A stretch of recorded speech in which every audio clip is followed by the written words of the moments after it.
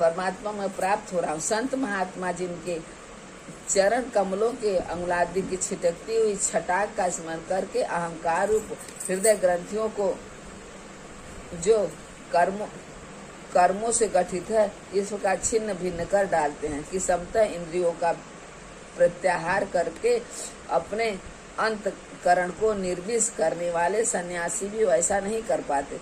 तुम इन सर्वास्व भगवान वासुदेव का भजन करो। जो लोग मन और इंद्रिय रूप मगरों से भरे हुए इस संसार को योगादि दुष्कर साधनों से पार करना चाहते हैं, उनका उस पार पहुंचना कठिन ही है, क्योंकि उन्हें कर्ण धारण रूप श्रीहरि का आश्रय नहीं है। अतः तुम तो भगवान के आराधनीय चरण कमलों को नौका बनाकर अनायास ही इस दुष्टर समुद्र को पार कर लो। श्री मैत्रेय जी कहते हैं, विदुर जी ब्राह्मणों के पुत्र आत्मज्ञानी सनत कुमार जी इससे इस प्रकार आत्म तत्व का उपदेश पाकर महाराज पृथु ने उनकी बहुत प्रशंसा करते हुए कहा। राजा पृथु ने कहा, भगवान दीन दयाल श्री हरि ने मुझ पर पहले कृपा की थी, उसी के पूर्ण करने के लिए आप लोग पधारे हैं। आप लोग बड़े ही दयालु हैं। जिस कार्य के लिए आप लोग पधारे हैं उसे आप लोगों ने अच्छी तरह संपन्न कर दिया।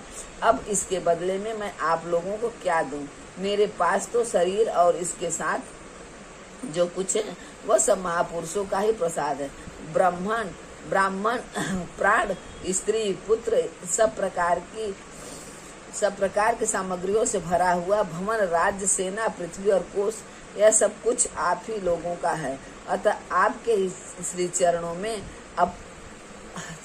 में अर्पित है। वास्तव में तो सेनापति तो राज, दंड, विधान और संपूर्ण लोगों के शासन का अधिकार वेद शास्त्रों को ज्ञाता ब्राह्मणों को ही। ब्राह्मण अपना ही खाता है, अपना ही पहनता है और अपनी ही वस्तु दान देता है। दूसरे क्षत्रिय या तो उसी को कृपा से अन्न खाने को पाते हैं।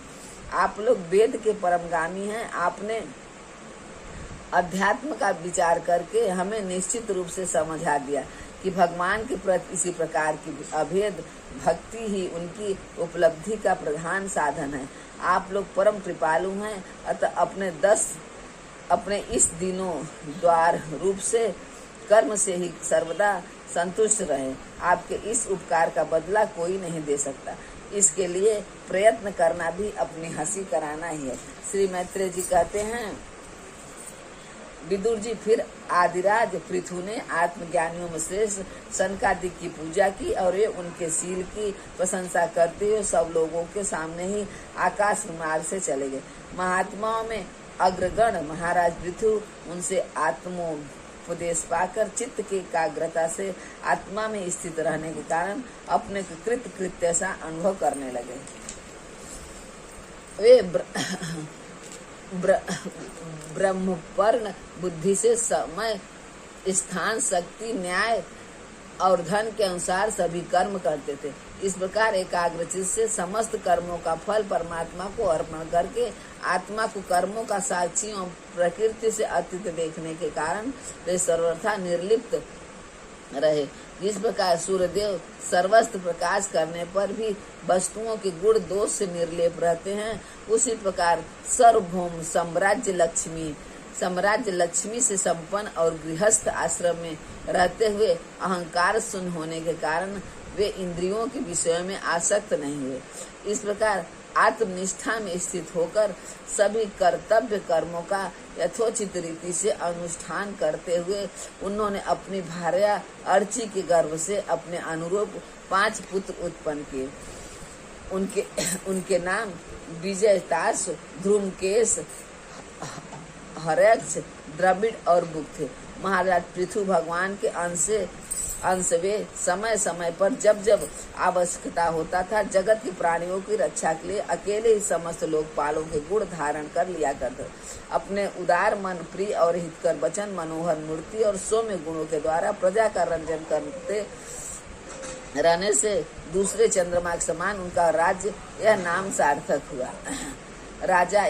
सार्थक हुआ। सूर्य जिस प्रकार गर्मी में पृथ्वी का जल सींचकर वर्षा काल में उसे पुनः पृथ्वी पर बरसा देता है तथा अपनी किरणों से सबका ताप सबको ताप पहुंचाता है, उसी प्रकार वे कर रूप से प्रजा का धन लेकर उसे दुष्कालादि के समय मुक्त हस्त से प्रजा के हित में लगा देते थे तथा सब पर अपना प्रभाव जमाए रखते थे। वे तेज में अग्नि के समान दुर्धर थे, इंद्र के समान अजय, पृथ्वी के समान क्षमाशील और स्वर्ग के समान मनुष्यों की समस्त कामनाएं पूर्ण करने वाले थे। समय समय पर प्रजाजनों को तृप्त करने के लिए वे मेघ के समान उनके अभिष्ट अर्थों को खुले हाथ से लुटाते रहते। वे समुद्र के समान गंभीर और पर्वतराज सुमेरु के समान धैर्यवान थे। महाराज पृथु दुष्टों के दमन करने से यमराज के समान आचरण पूर्ण वस्तुओं के संग्रह में, हिमालय के समान कोष की समृद्धि करने में, कुबेर के समान और धन की छिपाने में वरुण के समान थे। शारीरिक बल, इंद्रियों की पटुता तथा पराक्रम में पवित्र गतिशील वायु के समान और तेज की असहता में भगवान शंकर के समान थे। सौंदर्य में कामदेव के समान, उत्साह में सिंह के समान, वात्सल्य में मनु के समान और मनुष्यों के अधिपत्य में सर्व समर्थ ब्रह्मा जी के समान थे। ब्रह्म विचार में बृहस्पति, इंद्रिय जय में साक्षात श्रीहरि तथा गौ ब्राह्मण गुर्जन एवं भगवत भक्तों की भक्ति, लज्जा, विनय, शील एवं परोपकार आदि गुणों में अपने ही समान अनुभव थे।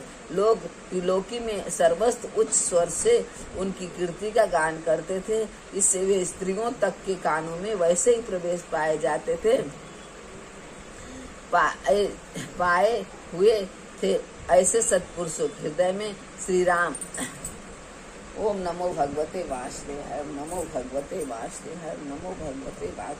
श्रीमद् भागवत महापुराण चतुर्थ स्कंध अर्थ त्रैवित अध्याय समाप्त।